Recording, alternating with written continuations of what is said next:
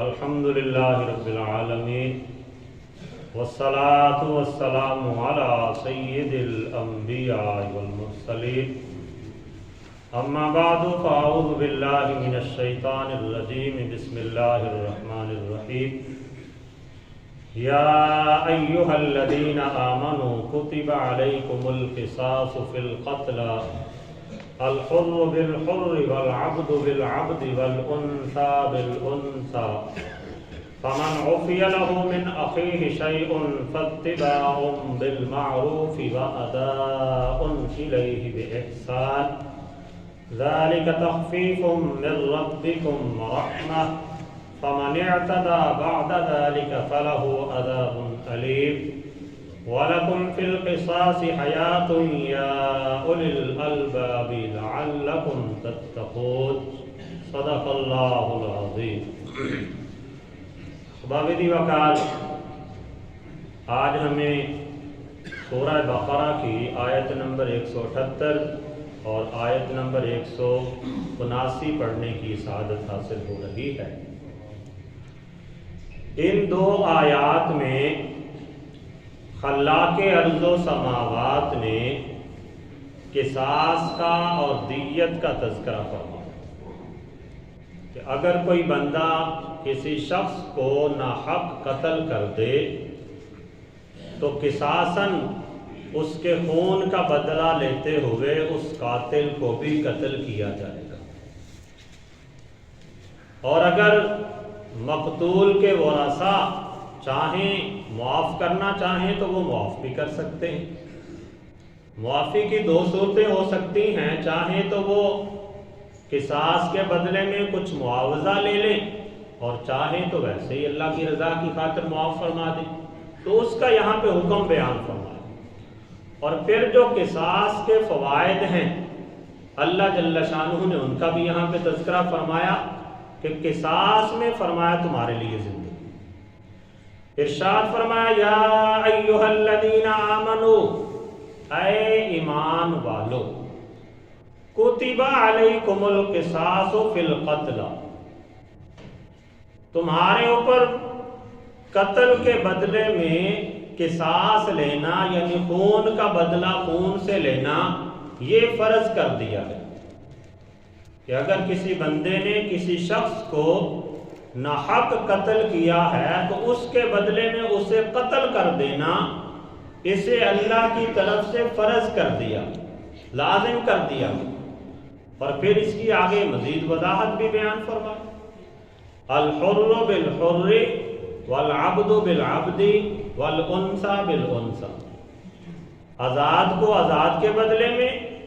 غلام کو غلام کے بدلے میں، اور مؤنث یعنی عورت کو عورت کے بدلے میں۔ اصلاً یہ تھا اس آیت کا جو پس منظر مفسرین کرام نے بیان فرمایا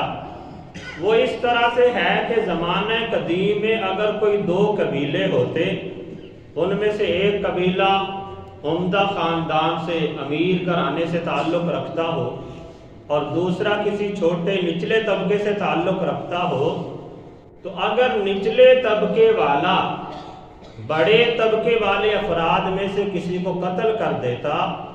تو وہ اس کا خون بہا لینے میں زیادتی کرتے تھے۔ وہ کہتے تھے کہ اگر ہمارا ایک آزاد قتل کیا تو ہم اس کے بدلے میں دو کریں،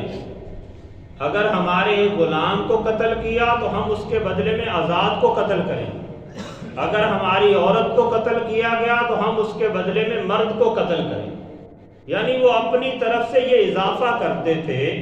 تو رب تعالیٰ نے ان کے اس ظلم والے فیصلے کا رد کرتے ہوئے یہ آیت مقدسہ نازل فرمائی کہ بلا شبہ تمہارے لیے قتل کے بدلے میں خون بہا لینا، قصاص لینا یہ لازم کر دیا گیا، لیکن فرمایا کہ جو تم زیادتی کرتے ہو کہ ایک کے بدلے میں دو قتل کرتے ہو یا ایک غلام کے بدلے میں آزاد کو قتل کرنے کی کوشش کرتے ہو، اس سے رب تعالیٰ نے منع فرمایا کہ آزاد کے بدلے میں آزاد کو قتل کیا جائے، یعنی ایک بندے نے قتل کیا تو ایک کو ہی قتل کیا ہے، غلام کے بدلے میں غلام کو قتل کیا جائے، اگر کسی کے غلام نے دوسرے کے غلام کو قتل کیا تو وہ اس کے بدلے میں غلام کو ہی قتل کرے، آزاد کو قتل نہ کرے۔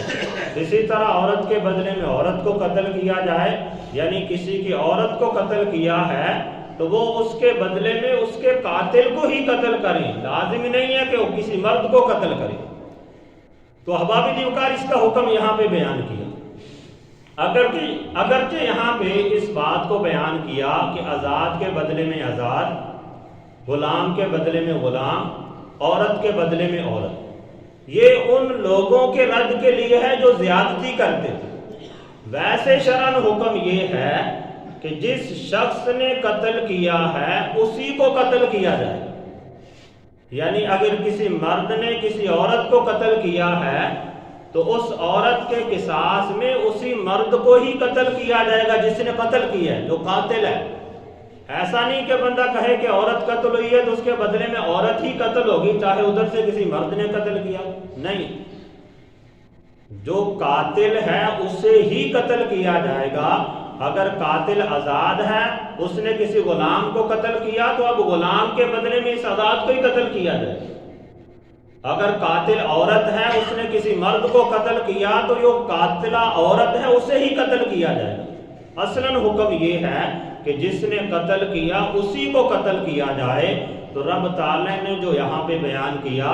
آزاد کے بدلے میں آزاد، یہ ان دو قبیلوں کے رد کے لیے تھا کہ جو زیادتی کا مطالبہ کرتے تھے، کہتے تھے کہ ہم ایک کے بدلے میں دو قتل کریں گے۔ رب تعالیٰ نے ان کا رد فرمایا کہ اگر ایک قتل ہوا تو اس کے بدلے میں ایک ہی ہوگا، اضافہ نہیں ہوگا۔ پھر آگے ارشاد فرمایا فَمَنْ عُفِيَ لَهُ مِنْ أَخِيهِ شَيْءٌ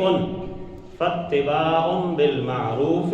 وَأَدَاءٌ إِلَيْهِ بِإِحْسَانٍ۔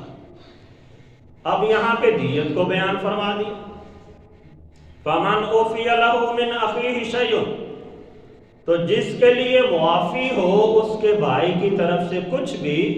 فَاتِّبَاعٌ بِالْمَعْرُوفِ، تو مقتول کے جو ورثاء ہیں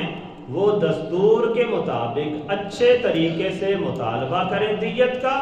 وَأَدَاءٌ إِلَيْهِ بِإِحْسَانٍ، اور جو قاتل ہے اس کی ذمہ داری ہے کہ وہ احسان کے ساتھ یعنی اچھے طریقے کے ساتھ دیت کو ادا کرے۔ وہاں پہ قصاص کے بدلے میں قتل تھا، اب یہاں پہ بیان فرمایا کہ اگر جو مقتول کے ورثاء ہیں وہ اگر پیسہ لے کے صلح کرنا چاہتے ہیں، دیت لینا چاہتے ہیں، تو شریعت نے انہیں اختیار دیا۔ اللہ نے قرآن میں بیان فرمایا فَمَنْ عُفِيَ لَهُ مِنْ أَخِيهِ شَيْءٌ، تو اگر اس کے بھائی کی طرف سے کسی قسم کی کوئی معافی کا اعلان کر دیا گیا تو یہ شرعاً جائز ہے۔ فَاتِّبَاعٌ بِالْمَعْرُوفِ، اب جب دیت والا معاملہ ہو گیا، اب ظاہری بات ہے کہ جو مقتول کے ورثاء ہیں انہوں نے دیت وصول کرنی ہے، اور جو قاتل ہیں ان لوگوں نے دیت پیش کرنی ہے۔ تو ایسی صورت میں بھی رب تعالیٰ نے اچھے طریقے کو اختیار کرنے کا حکم دیا۔ جو دیت کا مطالبہ کرنے والے ہیں انہیں بھی حکم دیا فَاتِّبَاعٌ بِالْمَعْرُوفِ، تم اچھے طریقے کے ساتھ دستور کے ساتھ ان سے دیت کو وصول کرو، ان کے اوپر کسی قسم کی کوئی زیادتی نہ کرو، غصے والا معاملہ، سختی والا معاملہ نہ کرو۔ اور ایسے ہی جو قاتل ہے اسے بھی تنبیہ فرمائے گی کہ وَأَدَاءٌ إِلَيْهِ بِإِحْسَانٍ، کہ وہ احسان کے ساتھ اچھے طریقے کے ساتھ دیت کو ادا کرے۔ ایسا نہ ہو کہ وہ بھی ٹال مٹول کرتا رہے، کل دے دیں گے، پرسوں دے دیں گے، اگلے مہینے دے دیں گے، نہیں، دونوں کو رب تعالیٰ نے دستور کے مطابق عمل کرنے کا حکم دیا کہ جنہوں نے دیت لینی ہے وہ بھی اچھے طریقے سے آسان طریقے سے دیت کا مطالبہ کریں، اور جنہوں نے دیت دینی ہے انہیں بھی حکم دیا کہ وہ اچھے طریقے سے احسان کے ساتھ دیت کو ادا کریں۔ ذَلِكَ تَخْفِيفٌ مِّن رَبِّكُمْ وَرَحْمَةٌ، اور پھر رب تعالیٰ نے فرمایا کہ یہ تمہارے لیے قتل کے بدلے میں قتل کرنے کی بجائے جو دیت کو وصول کر لینا یا معافی کو قبول کر لینا، یہ تمہارے رب کی طرف سے تخفیف ہے تمہارے لیے۔ ورحمہ، اور تمہارے رب کی طرف سے رحمت ہے، اور یہ یقیناً رب تعالیٰ کی طرف سے رحمت ہے۔ اگر رب تعالیٰ چاہتا تو مطلقاً حکم فرما دیتا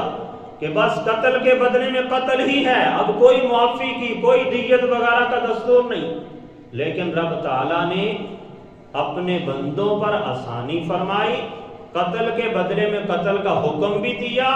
لیکن ساتھ ساتھ مقتول کے ورثاء کو یہ اختیار بھی دیا کہ اگر وہ چاہیں تو پیسہ لے لیں، دیت قبول کر لیں، اور اگر چاہیں تو رب تعالیٰ کی رضا کی خاطر ویسے ہی معاف فرما دیں۔ تو جب وہ معاف فرمائیں گے تو وہ جو قاتل ہے وہ بھی بچ جائے گا، اور رب تعالیٰ مقتول کو اور اس کے ورثاء کو قیامت والے دن اجر و ثواب سے بھی نواز دے گا۔ پھر فرمایا فَمَنِ اعْتَدَىٰ بَعْدَ ذَلِكَ فَلَهُ عَذَابٌ عَلِيمٌ، اور جو بندہ اس کے بعد حد سے بڑھے گا اس کے لیے دردناک عذاب ہے۔ یعنی پہلے باہمی صلح کر لی، دیت قبول کر لی، معاملے میں افہام و تفہیم کر لیا، لیکن پھر کسی ایک فریق کو غصہ آیا، پھر جا کے اس نے زیادتی کر دی، تو ایسی صورت میں فرمایا فَلَهُ عَذَابٌ عَلِيمٌ، اس کے لیے پھر دردناک عذاب۔ پہلے اختیار تھا، چاہتے تو قصاص کے بدلے میں قصاص ہی لیتے، جب تک وہ مقتول کے ورثاء معاف نہیں کریں گے اس وقت تک قصاص میں کوئی معافی نہیں ہے، لیکن اگر انہوں نے معافی دے دی، دیت کو قبول کر لیا، اب کسی کو بھی زیادتی کرنے کی اجازت نہیں ہے۔ اب جب دیت قبول کر لی تو اب دیت لازم ہو جائے گی، ایسا نہیں ہو سکتا کہ دیت لینے کے بعد پھر کہیں کہ اب ہم نے قتل ہی کرنا ہے، یا پھر جا کے ان کے کسی بندے کو مار دیں جیسے ہمارے ہاں معاشرے میں ہوتا ہے، ایسا شرعاً جائز نہیں ہے۔ ایسے کے بارے میں اللہ تعالیٰ نے فرمایا اب جو حد سے بڑھے گا فیصلہ ہو جانے کے بعد اس کے لیے فرمایا دردناک قسم کا عذاب ہوگا۔ پھر آگے ارشاد فرمایا وَلَكُمْ فِي الْقِصَاصِ حَيَاةٌ يَا أُولِي الْأَلْبَابِ لَعَلَّكُمْ تَتَّقُونَ، اور خون کا بدلہ لینے میں تمہارے لیے زندگی ہے، اے عقل مندو کہ تم کہیں قتل و غارت سے بچ جاؤ۔ تو احباب دی وقار ظاہراً جب بندہ قصاص لیتا ہے تو قصاص کے بدلے میں جب دوسرے کو قتل کیا جاتا ہے تو زندگی جاتی ہے، لیکن رب تعالیٰ نے اسے فرمایا کہ وَلَكُمْ فِي الْقِصَاصِ حَيَاةٌ، تمہارے لیے قصاص لینے کے اندر زندگی ہے، حیاتی ہے۔ اس کی وجہ مفسرین کرام نے یہ بیان کی کہ اگر قصاص کا حکم مشروع ہوگا، اگر یہ قانون پاس ہوگا تو پھر کسی بندے کو قتل کرنے کی جرت پیدا نہیں ہوگی۔ اسے ذہن کے اندر یہ خیال ہوگا کہ اگر میں اسے قتل کروں گا تو بدلے میں مجھے بھی قتل کر دیا جائے گا، لہذا مجھے اسے قتل کرنے کا کیا فائدہ۔ تو ایسی صورت میں وہ مقتول بھی بچ جائے گا اور یہ قاتل بھی بچ جائے گا۔ اس لیے فرمایا وَلَكُمْ فِي الْقِصَاصِ حَيَاةٌ، کہ قصاص کے حکم کو نافذ کرنے میں تمہارے لیے زندگی ہے۔ اور پھر دوسری بات یہ کہ خدا نخواستہ اگر ایک بندے نے دوسرے کو قتل کر دیا اور قصاصاً اس کے بدلے میں قاتل کو قتل کر دیا تو اب پورے معاشرے کے اندر لوگوں کے دلوں کے اندر خوف پیدا ہو جائے گا، ان کے دلوں میں یہ بات بیٹھ جائے گی کہ اگر میں نے کسی کو قتل کیا تو جیسے فلاں قاتل کو قصاصاً قتل کیا گیا تو مجھے بھی قتل کر دیا جائے گا۔ تو ایسی صورت میں بھی جرائم کم ہو جائیں گے، بندہ کسی کو قتل کرنے سے پہلے سینکڑوں مرتبہ سوچے گا کہ اگر میں اس کی جان لوں گا تو اس کے بدلے میں میری بھی جان چلی جائے گی، جس کی وجہ سے معاشرے سے قتل و غارت ختم ہو جائے گی۔ تو اسے ہی رب تعالیٰ نے ارشاد فرمایا وَلَكُمْ فِي الْقِصَاصِ حَيَاةٌ يَا أُولِي الْأَلْبَابِ، تمہارے لیے قصاص کے بدلے میں قصاص لینے میں، خون کا بدلہ لینے میں ہی زندگی ہے، اے عقل مندو۔ اگر تمہیں عقل ہے، شعور ہے، تو پھر یقیناً تمہارے لیے قصاص کے حکم میں ہی زندگی ہے، یہ کوئی زیادتی نہیں ہے،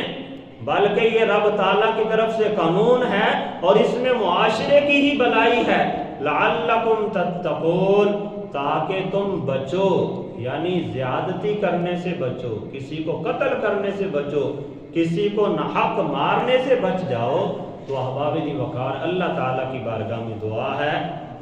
کہ رب تعالی ہم سب کو قرآن و سنت پر عمل کرنے کی توفیق عطا فرمائے اور شرعی احکامات کو اپنے ملک کے اندر، اپنے معاشرے کے اندر نافذ کرنے کی توفیق عطا فرمائے۔ وآخر دعوانا الحمدللہ۔